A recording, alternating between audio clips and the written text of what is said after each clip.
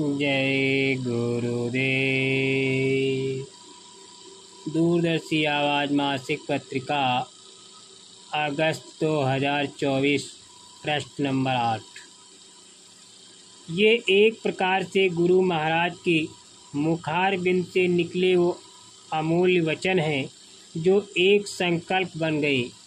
उसी संकल्प का परिणाम है कि अपने एकमात्र उत्तराधिकारी पूज्य पंकज जी महाराज को आदेश देकर गए कि इस रास्ते को इस प्रकार से आसान कर देना और आसान मार्ग बताकर जीवों को प्रभु चरणों में पहुंचाने का काम करना। इस आदेश में किसी प्रकार का तर्क वितर्क करना गुरु भक्ति का गुण नहीं है। किसी प्रकार के संशय की गुंजाइश भी नहीं है।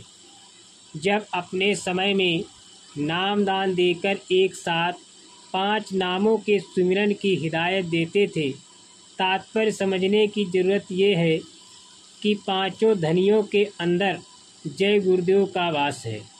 जय गुरुदेव अनामी से कोई धनी खाली नहीं है। 5 धनी जब अपने उत्पत्तिकर्ता सत्पुरुष और अनामी महाप्रभु का ध्यान करते हैं तो जय गुरुदेव उनके भी इष्ट हुए। 5 धनी अंत में अनामी महाप्रभु में समाते हैं। नए जीवों के लिए यह मार्ग सरल किया गया है। ये बात अपने सत्संग में पूज्य पंकज जी महाराज बराबर बताते हैं।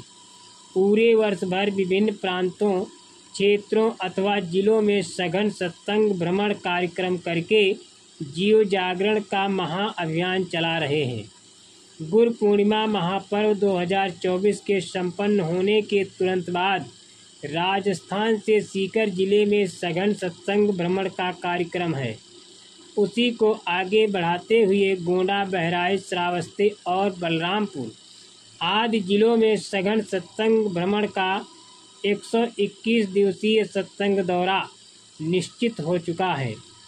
इतनी लंबी अवधि का सत्संग दौरा जीव जागरण के महाअभियान का एक महत्वाकांक्षी प्रबल संकल्प और जीवों के कल्याण हेतु अनामी महाप्रभु की अहेतुक दया का खेल है। गुरु लीला का एक अगला सोपान है।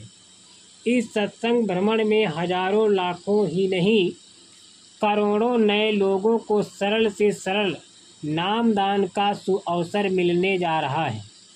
नए जीवों पर गुरु की महान दया होने वाली है। लोग संस्था के मिशन को खूब भली भांति समझ रहे हैं, उद्देश्यों से परिचित होकर श्रद्धावान हो रहे हैं। यही कारण है कि जय गुरुदेव आश्रम मथुरा में आयोजित होने वाले प्रत्येक कार्यक्रमों में एक जैसा जन सैलाब उमड़ता है।